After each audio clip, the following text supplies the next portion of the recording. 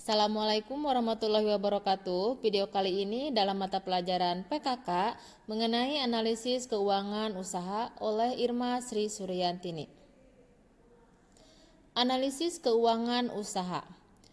Sebelum memulai usaha, tentu sangat perlu untuk menganalisis keuangan. Analisis keuangan dimaksudkan yaitu untuk mengetahui lebih dulu sebesar apa modal yang diperlukan dan berapa lama modal tersebut akan kembali diterima. A. Harga pokok produksi atau istilahnya dengan HPP adalah segala unsur biaya yang dibutuhkan untuk memproduksi suatu produk.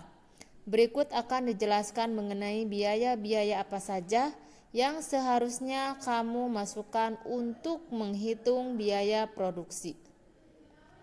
1. Biaya variabel. Biaya variabel adalah biaya yang dikeluarkan untuk bisa memproduksi suatu barang atau jasa. Contohnya seperti tepung, telur, mentega, gula, garam, dan lain sebagainya. Yang kedua, biaya tetap. Biaya tetap adalah biaya yang harus dikeluarkan oleh perusahaan meskipun perusahaan tidak melakukan proses produksi. Contohnya biaya sewa gedung, biaya upah kerja, dan biaya-biaya lainnya.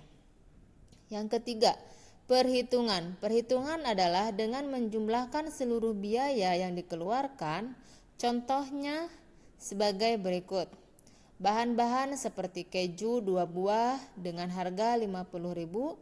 Terus selanjutnya tepung terigu 1 bungkus dengan harga 25.000 dan telur sebanyak 4 kilo dengan harga 60.000. B. Titik impas. Pengertian dari titik impas atau disebut dengan BEP yaitu break even point adalah kondisi di mana keuangan perusahaan tidak mendapatkan keuntungan ataupun kerugian perusahaan. Jadi, perusahaan tidak mendapatkan proses produksi. Yang kedua, perhitungan. A. Biaya tetap dibagi margin kontribusi per unit. Hasil yang ingin dilihat adalah dalam unit penjualan. Margin kontribusi per unit adalah harga jual per unit dikurangi dengan biaya variabel per unit.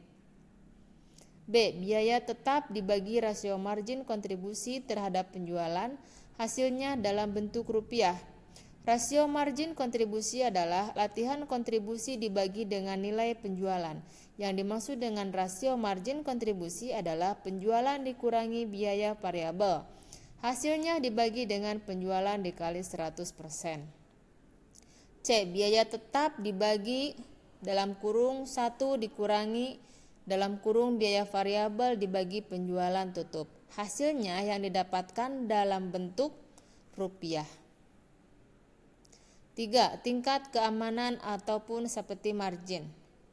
Tingkat keamanan ialah besarnya rasio selisih penjualan aktual dikurangi penjualan titik impas terhadap penjualan aktual. Dengan kata lain, tingkat keamanan adalah titik kemampuan penjualan terhadap kemungkinan kerugian. C. Periode dibalik modal. 1. Pengertian periode dibalik modal merupakan titik balik modal usaha yaitu perbandingan antara total investasi dengan keuntungan yang diperoleh. Periode balik modal sama dengan total biaya investasi dibagi dengan laba bersih. 2. Aset tetap adalah jumlah barang-barang yang dimiliki dalam proses produksi. Terima kasih untuk video kali ini, semoga bermanfaat. Wassalamualaikum.